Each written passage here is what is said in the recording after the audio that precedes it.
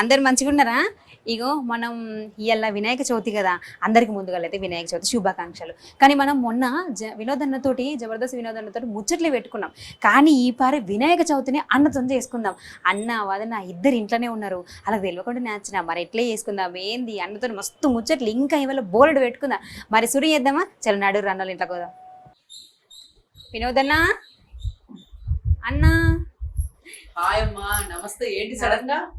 మనం ఇలా వినాయక చవితి ఉంది కాబట్టి ఇంట్లోనే పూజ చేసుకోవాలని ఇలా ఇంటి నుంచి మీ దగ్గరికి వచ్చిన చాలా సంతోషం. ముందుగా వినాయక చవితి శుభాకాంక్షలు. స్వాగతం సుస్వాగతం. కూడా వినాయక చవితి శుభాకాంక్షలు అన్న. ఏది వదినా? హాయ్ వదినా, బాగున్నారా? ఏది నా కోడలేది? నేను వస్తుందని తెలియదు కాబట్టి పడుకోబెట్టిరా? కోడలు చూద్దామనే ముందుకు వచ్చిన. చూద్దాం ఒకసారి కోడల్ని కూడా చూద్దాం.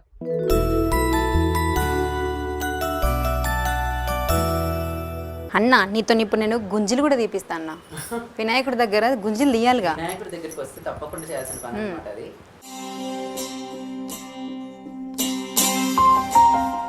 శివ శివమూర్తివి గణనాదా, నీవు శివుని కుమారుడవు గణనాదా. శివ శివమూర్తివి గణనాదా, నీవు శివుని కుమారుడవు గణనాదా. శివ శివమూర్తివి గణనాదా, నీవు శివుని కుమారుడవు గణనాదా. శివ శివమూర్తివి గణనాదా, నీవు శివుని కుమారుడవు గణనాదా.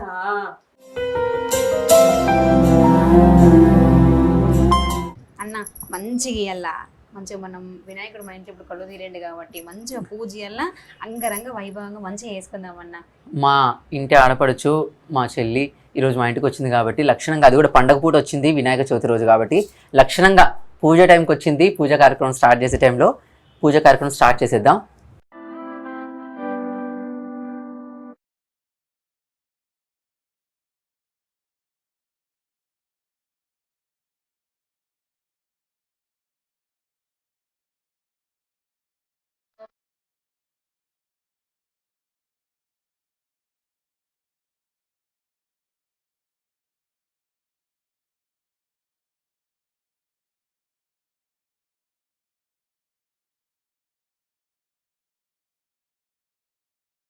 మా చెల్లి దీపం పెట్టేసింది. లక్షణంగా పూజ కార్యక్రమం స్టార్ట్ చేసేద్దాం. తర్వాత ఏం చేయాలమ్మా? అన్ని గౌరమ్మని చక్కగా తమలపాకులో స్వస్తిక్ని ఓంని పెట్టి పసుపు ముద్దతో చక్కగా గౌరమ్మని చేసుకుని, ఎందుకంటే ఏ పూజ కార్యక్రమాలైనా సరే, ఏ పండుగలైనా సరే పసుపుకు చాలా వాల్యూ ఉంటుంది. అందులో ముఖ్యంగా మనము పసుపుతో గణనాథుని చేస్తాము, అలాగే పసుపుతో గౌరమ్మని చేస్తాము. బతుకమ్మ చేసేటప్పుడు కానివ్వండి, బోనాలు చేసేటప్పుడు కానివ్వండి, ప్రతి ఒక్క పూజల్లో మనము గౌరమ్మని అనేది చాలా ప్రాధాన్యంగా చేస్తాము. పైగా ఈ వినాయక చవితి పండగ ప్రారంభానికే పసుపుతో చాలా ఇంపార్టెన్స్ ఉంది. అది ఏంటనేది మనం వ్రతకథలో తెలుసుకుందాం. సో మామూలుగా వినాయక చవితి ఎందుకు చేస్తారమ్మా చెల్లి, తెలుసా నీకేమన్నా?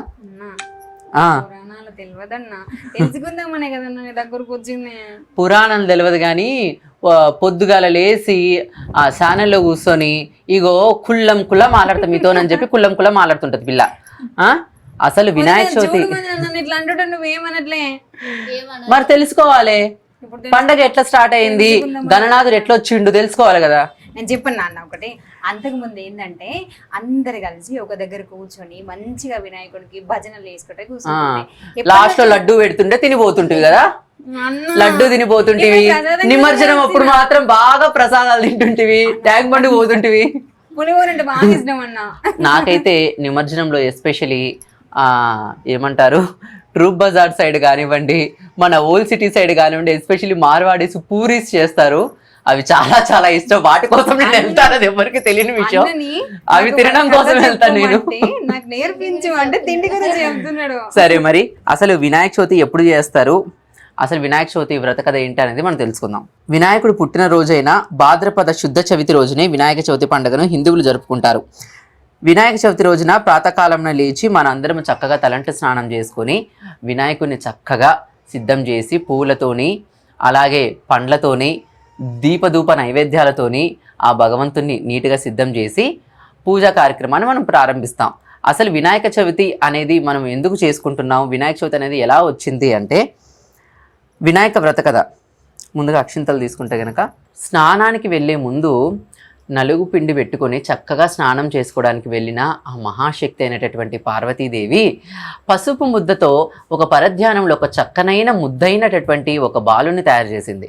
ఆ బాలుని చూసిన తర్వాత అరే ఈ బాలుడు ఎంత ముచ్చటగా ఉన్నాడు, ఈ బాలుడికి ప్రాణం పోస్తే ఇంకెంత ముచ్చటగా ఉంటుంది అనేటటువంటి ఉద్దేశంతో తన తండ్రి ఇచ్చినటువంటి మంత్రశక్తితో ఆ బాలుడికి ప్రాణప్రతిష్ఠ చేసింది. ప్రాణప్రతిష్ఠ చేసిన తర్వాత చక్కనైనటువంటి బాలుడు తయారయ్యాడు.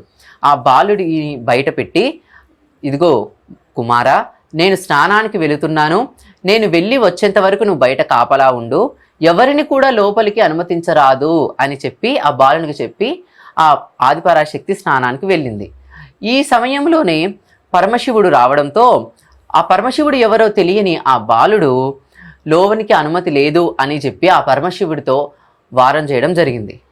ఆ వాదించడంలో ఎవరు నువ్వు అంటే నాకు నా తల్లి చెప్పింది లోపలికి అనుమతించకూడదు అంటే, అయితే నాతో యుద్ధం చేయని శివుడు అడగటం, బాలుడు కూడా నేను యుద్ధం చేస్తాననటం, యుద్ధం చేస్తూ చేస్తూ శిరస్సు ఖండించడం జరుగుతుంది. శిరస్సు ఖండించడంతో ఆ బాలుడు మరణిస్తాడు. లోపల స్నానం చేస్తూ ఉన్నటువంటి ఆ పార్వతీదేవి బయటికి వచ్చి, పరమశివ, ఇతను మన కుమారుడు, నేను ఇలా స్నానం చేస్తూ ఇలా తయారు చేసినటువంటి పసుపు ముద్దతో ప్రాణప్రతిష్ఠ చేశాను అని చెప్పడంతో చాలా బాధపడుతూ ఉండడంతో, ఇదిగో పలాన్ దిక్కున ఏ జంతువైనా సరే ఎవరైనా సరే నిద్రిస్తూ ఉంటే వాళ్ళ శిరస్సును ఖండించుకొని తీసుకురండి, ఆ శిరస్సును ఈ బాలునికి పెడితే బ్రతుకుతాడని చెప్పడం జరుగుతుంది. అలా వెళ్ళిన వారికి ఏనుగు నిద్రిస్తుండడం జరగడం, ఆ ఏనుగు తలను ఖండించుకొని తీసుకొని వచ్చిన తర్వాత ఇలా లంబోదరుడుగా తయారవడం జరుగుతుంది. ఇంకొక విషయం ఏంటంటే, వినాయకుడు భోంచేస్తున్న టైంలో వినాయకుడిని చూసి చంద్రుడు నవ్వడం జరుగుతుంది. ఆ విషయాన్ని గమనించినటువంటి పార్వతీదేవి, నా బిడ్డ అదే వినాయక చవితి రోజు ఎవరైతే నిన్ను చూస్తారో వాళ్ళు నిందల పాలవుతారు అని చంద్రుడికి శాపం ఇవ్వడం జరుగుతుంది. శాప విమోచన కోసం కూడా ఆ విఘ్నేశ్వరుని కథ విని, ఆ విఘ్నేశ్వరుని వ్రతకథ విన్న తర్వాత చేతిలో ఉన్న అక్షతలన్నిటినీ తల మీద ఉంచుకుంటే ఆ యొక్క శాపం వాళ్ళకు తగలదు. సో ఇంతటితో ఆ విఘ్నేశ్వరుని వ్రతకథ సమాప్తం. జై బోలో గణేష్ మహారాజ్ కి జై. సో చక్కగా ఆ విఘ్నేశ్వరుని పూలతో గౌరమ్మకు కూడా చక్కగా, శ్రీకృష్ణుడు అంతటి వాడే వినాయక చవితి రోజు చంద్రుని చూసి నీలాపల నిందలు పొందాడనమాట. సో అందుకోసమనే చిన్నప్పటి నుంచి మా అమ్మ చెప్పేది, ఫస్ట్ వినాయక చవితి రోజు బయటికి వెళ్ళాలంటే ఎక్కడికి వెళ్ళామని అడుగుతుంది మా అమ్మ, తల పైకి ఎత్తకుండా తించుకునే రా అని చెప్తుంది మా మమ్మీ. సో అలా అనమాట. అమ్మ, గణనాయకాయ గణదైవతాయ గణాధ్యక్షాయ ధీమహి గుణశరీరాయ గుణమండితాయ గుణేశానాయ ధీమహి గుణాతీతాయ గుణాధీశాయ గుణప్రవిష్టాయ ధీమహి ఏకదంతాయ వక్రతుండాయ గౌరీతనయాయ ధీమహి. ఇంకా మొదలెడదావా? మా షెల్లి ఇంకా కుల్లం కుల్లం మాట్లాడడానికి రెడీగా ఉంది. సో ఎంత కుల్లం కుల్లం మాట్లాడుతుందని చూద్దాం. వద్దిన ఇద్దరం టాస్కులు ముందన్న నాకేందంటే వద్దిన నువ్వు అస్సలు నవ్వద్దు. మనం దేవుడి ముందట అదంటే బాగా నవ్వాలి. ఎట్లా అంటే అన్న నవ్విస్తేనే నవ్వాలి. అప్పటిదాకా మాత్రం ఇట్లా సైలెంట్గా ఉండాలి. సీరియస్ అన్నని గెలిపిస్తాను మాత్రం నువ్వు నవ్వద్దు. ఇప్పుడు చెప్తాను అన్న, నా భార్యని నవ్వించాలి అంతే కదా. అంటే చెల్లెని నవ్వియమా అన్న? ఫస్ట్ ఇప్పుడు బాగా హట్ అయినా నవ్విస్తా. సరే అంటే ఉంటది నా శరీరం ఎప్పుడు నవ్వు అంటే నన్ను కూల్ చేస్తున్నారు ఇట్లా. అస్సలు కానన్నా తగ్గేది లేదు. ఇలా అన్నన్నా చెల్లెనా సరే ఇన్ని మాట్లాడింది కానీ రాఖీ పండుగ రోజు రాఖీ గట్ల నా చెల్లి నాకు ఏడున్న పిల్ల అంటే వంట చేసినా వద్దా? ఏముంటా చేసినా వద్దా? ఈ రోజు పండగ కదా, పులిహోర వేసింది, ఇదిగో నైవేద్యం పెట్టి అన్న డైవర్ట్ అయిపోయిండు. డైవర్ట్ అవ్వలేదు, ఎందుకంటే రాఖీ కడితేనే కాదు ఎలాగైనా సరే నా చెల్లి ఎప్పటికీ కూడా, కాబట్టి చెల్లెను క్షమించాలి, వదిలి నవ్వించాలి అంతే కదా. నేను తర్వాత నవ్విస్తా, ఫస్ట్ మీ వదిలి నవ్వించాలి అంతే కదా. అవును. మీ వదిలి నవ్వించడం పెద్ద కష్టమే అట్లా లేదు. వదినా నవ్వొద్దని చెప్పినా నువ్వు నవ్వించ ఏం చెయ్యొద్దు నువ్వు చెప్పలేదు. సరే ముట్టుకోవద్దు, ఇప్పుడు ఇంకో టాస్క్ ముట్టుకోవద్దు, ఏం చేయొద్దు, సరేనా? అది నువ్వు ముందు చెప్పాలి, ఇప్పుడు కాదు. ఈ టాస్క్ అయిపోయింది. లేదు లేదు లేదు నేను ఒప్పుకోను. లేదన్నా మళ్ళీ నవ్వించు. వద్దు, నన్ను వెంటనే నవ్వుతున్నావు, నేను ఒప్పుకోను. నవ్వమ్మా అంటే మా ఆవిడ నవ్వేస్తుంది. అన్నను గెలిపించొద్ది వల్ల నేను ఆడపడుచుని వచ్చిన. పండగ రోజు ఎప్పుడు భర్తనే భార్య ఓడనివ్వదు. సరే ఒకసారి భార్యను గెలిపించొచ్చుగా మీరు. అందుకే గెలిపించిన కదా. నవ్వు తోడినట్టే నవ్వింది కదా. నవ్వు తోడినట్టు. నవ్వితేనే ఎప్పుడు జీవితాంతం కలకలలాడుతూ ఉంటారు. నా వదిలి నవ్వింది కాబట్టి నువ్వు ఆటోమేటిక్ గా అయిపోయింది, ఇద్దరిని నవ్విస్తుంది. ఇప్పుడే టాస్క్ నేను ఒప్పుకోను.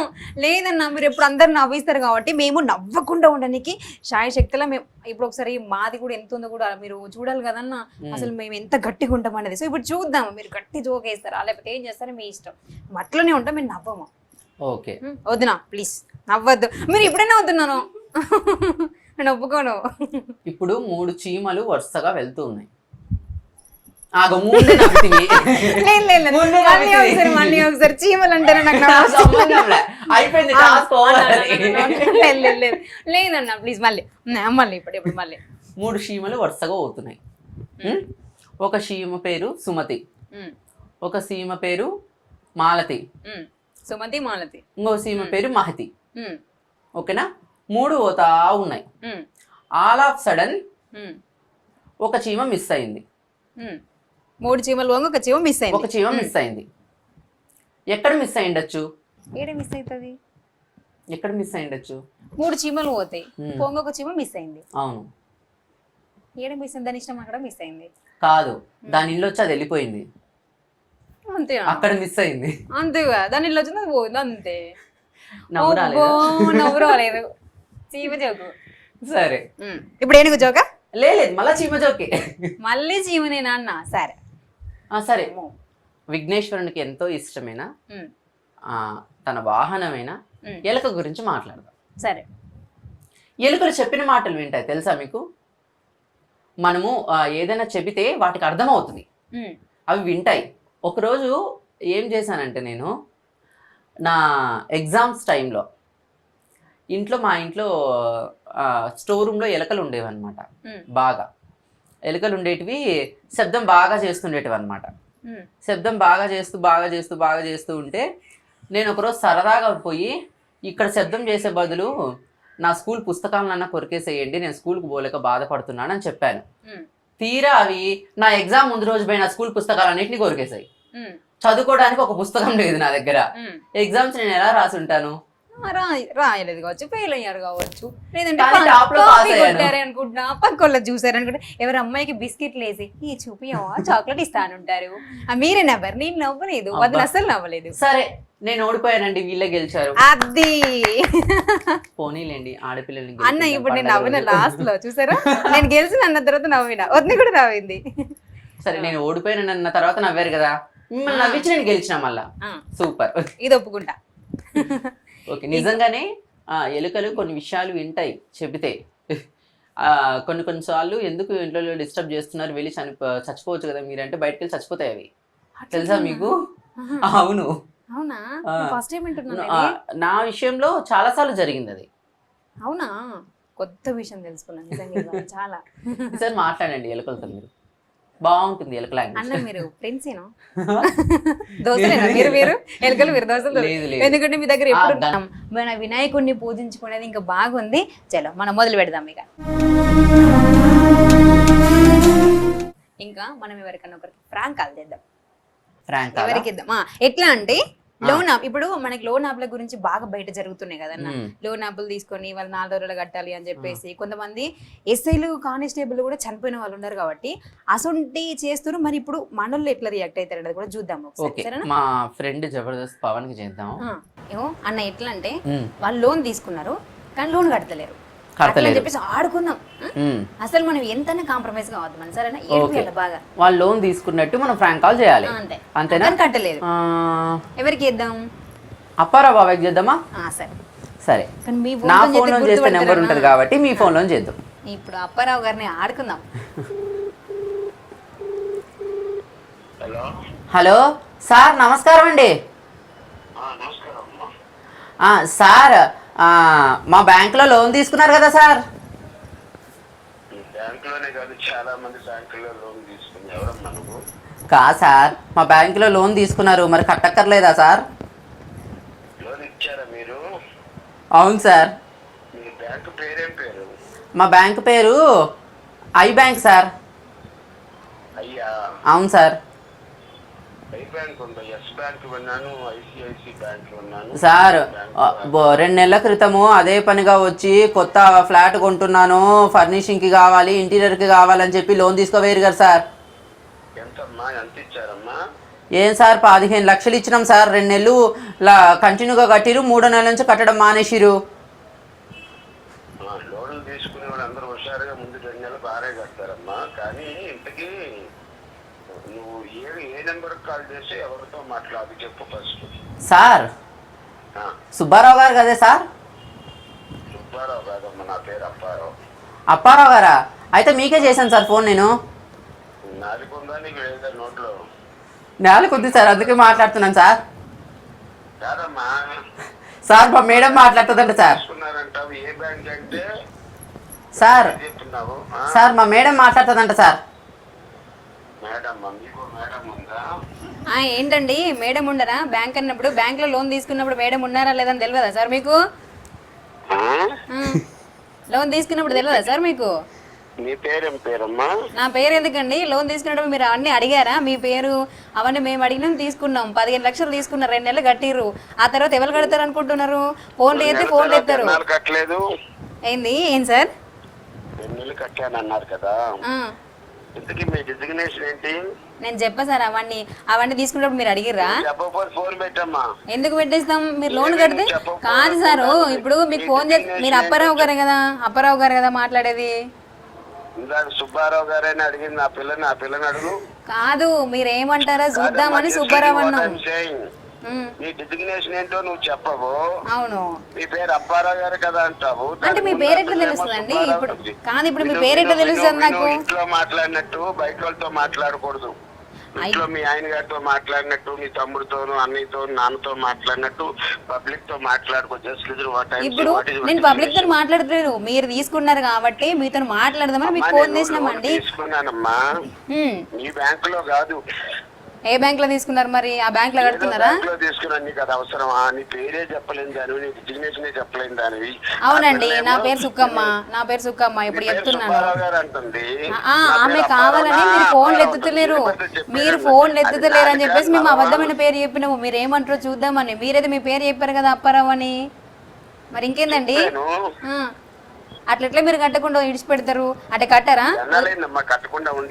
కట్టకుండా 6 నెలలు అయింది. 6 నెలల నుంచి ఫోన్లు చేస్తున్నాం. ఇల్లు మార్చారు. అప్పారావు గారు మీరు తీసుకునేటప్పుడు మర్యాదగా మాట్లాడారు. అప్పారావు గారు ఇప్పుడు కూడా మర్యాదగా మాట్లాడాలి. 6 నెలలు అయిపోయింది అన్న, 2 నెలలు కట్టామన్నాం. ఇంతకీ నేనైతే మీ బ్యాంక్ లో లోన్ తీసుకోలేదు. తీసుకున్నారండి. తీసుకొని మేము ఎందుకు ఫోన్ చేస్తామండి మీకు? అసలు తీసుకొని మేము ఎందుకు మీకు ఫోన్ చేస్తాం? వాట్సాప్ లో 2 నెలలు కట్టాను అన్నారు కదా, ఆ రిసిప్ట్లు పంపించండి. ఇప్పుడే పంపిద్దాం మీకు. ఒక 2 నిమిషాల్లో ఫోన్ కట్ చేసిన పంపిస్తే కానీ మీరు ముందుగా ఎప్పుడు కడతారో అది నేను పంపినాక మీరు కడతారా మరి పైసలు? నేను పంపినాక కడతారా పైసలు మీరు? రిసిప్ట్ పంపించండి 2 నెలలు. తర్వాత మీ బ్యాంక్ లో అయితే అప్పారావు గారు, బాబాయ్ నేను వినోద్ బాబాయ్. వినాయక చవితి శుభాకాంక్షలు అప్పారావు గారు. నమస్కారం. మీ పేరేం పేరండి? సుక్కమ్మ. నేను సుక్కమ్మ, నా పేరు కరెక్టే చెప్పిన సార్ మీకు. ఐ న్యూస్ నుండి ఫోన్ చేస్తున్నాం. సరదాగా వినోదన్నోళ్ళ ఇంటికి వచ్చిన ఈడ పండగ చేసుకుందామని, అట్లా మిమ్మల్ని ఏడిపిద్దామని అనుకుంటే మీరు మధ్య చాలా అలర్ట్ గా ఉంటున్నాం. మాజీ మినిస్టర్ నెల్లూరు ఎమ్మెల్యే గారు అనిల్ యాదవ్ గారు ఉన్నారు కదా. అవునవును, ఆయనకే తప్పలేదు. ఏంటో ఈ అంటే నేను ఒకటి అంటాను చుక్కమ్మ గారు, నిజంగా మీ పేరు చుక్కమ్మేనా? సుక్కమ్మనే నా పేరు. నిజమే బాబాయ్.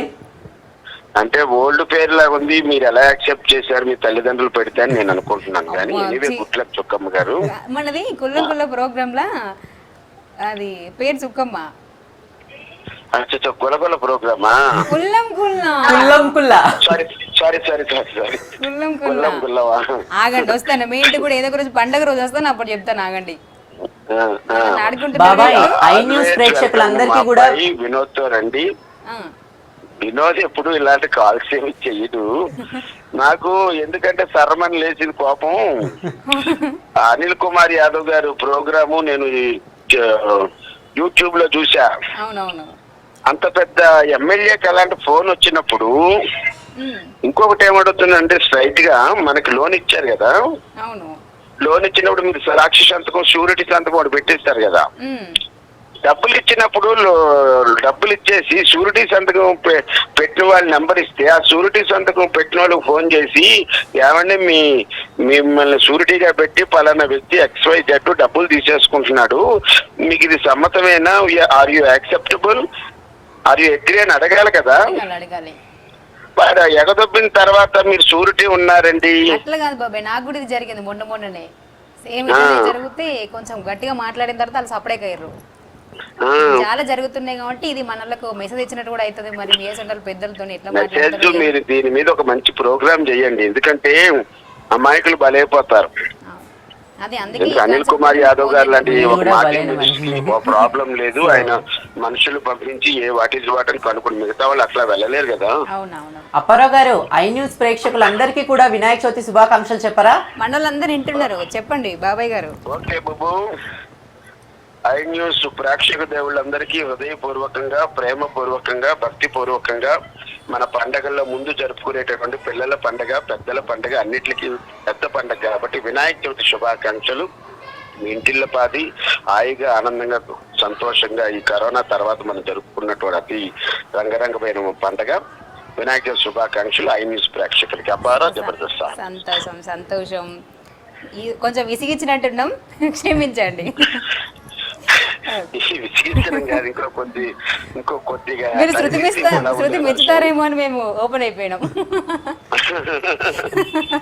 సరే సరే, ఓకే బాబాయ్, done, thank you so much. ఇలా మీరు అప్పారావు గారి విషెస్ కూడా చెప్పించేశారు అన్న. టాస్క్లు అది ఏం కాదు, కానీ ఒకప్పుడు నీకు బాగా మంది క్రష్లు ఉండే, లవర్లు ఉండే, తిరిగినామని చెప్పేసి అన్న ఏంది అది మరి కథ? అయినా ఇప్పుడు ఎందుకమ్మా, పండగ పూట వచ్చినావు, మంచిగా ప్రోగ్రామ్ చేసుకోవచ్చు కదా, ఇప్పుడు అవన్నీ మాట్లాడతావా? ఎందుకంటే లక్షణంగా ఉన్నాము, ఇప్పుడు మళ్ళీ మాకు ఆ గొడవలు అవన్నీ అవసరమా చెప్పు? గమ్మని ఉంటారంటే అబ్బాయి ఛానల్ వాళ్ళు వస్తే చాలు నాయనో, ఏదో గొడవలు పెడతారమ్మో. మా చెల్లి అనుకున్న గొడవ పెట్టడానికి రెడీగా ఉంది. కాదన్నా, పండగ పూట ఇంటికి చెల్లెని అంతే గిట్టనే లేచిపోతావా అన్న? ఏదో తప్పయో ఒప్పయో అడిగినా, ఇప్పుడు ఏదో ఇంటికైతే నన్ను ఏడిపిద్దాను. సరేలే ఇప్పుడు కూర్చో. కాదన్నా, నిన్న మా సార్లు పంపిస్తే అని చెప్పేసి ఇంకా ఫైర్ స్టేషన్కి పోయినా. ఎందుకన్నా అందరు మొగుళ్ళే ఉన్నారు, ఆడోళ్ళు లేరు, మాకు పని చేయగలను, ముందే నువ్వు పంచలేస్తాను. నాకు పంచేం కాదమ్మా, ఆడవాళ్ళకు మంట ఎట్టడం చాలా రాదు, అందుకే ఫైర్ స్టేషన్ ఎప్పుడు అబ్బాయిలే ఉంటారు. వదినా, ఇంట్లో ఎవరు పెడతారు వదినా? కరెక్టా కాదా అండి, మీరు చెప్పండి. ఇంట్లో ఎవరు పెడతారు చెప్పు? పక్కన వదలనే అడుగుతా. ఆ గ్యాస్ మంట పెడుతుంది, కానీ కోపం వచ్చి ఇప్పుడు చూసండి. నేను అన్నాను, నేను ఒక్క మాట నేను అన్నా, కొన్ని నేను ఎంతో హార్ట్ అయ్యే మాటలు మాట్లాడినా. ఇప్పుడు ఎవరు ఫైర్ పెట్టిరు అన్న? ఎవరు మంట పెట్టిరు చెప్పు? అక్కడ మీరే పెడతారు, ఇక్కడ మీరే పెడతారు. మా ఆడ జాతిని మీరు ఎదగనిచ్చేది ఎప్పుడు అన్న?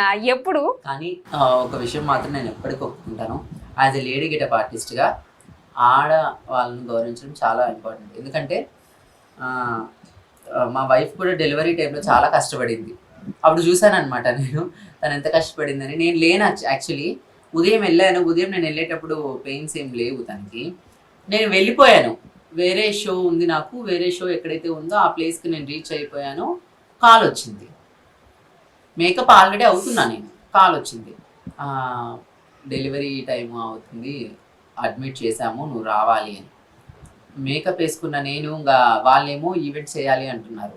జస్ట్ స్టేజ్ ఎక్కి హాయ్ చెప్పేసి ఒక స్కిట్ ఏమో చేసేసి కార్లో నేను కార్ మాట్లాడుకొని అక్కడి నుంచి సరున వచ్చి మావిడిని చూసేంత వరకు మావిడి డెలివరీ అవ్వలేదు.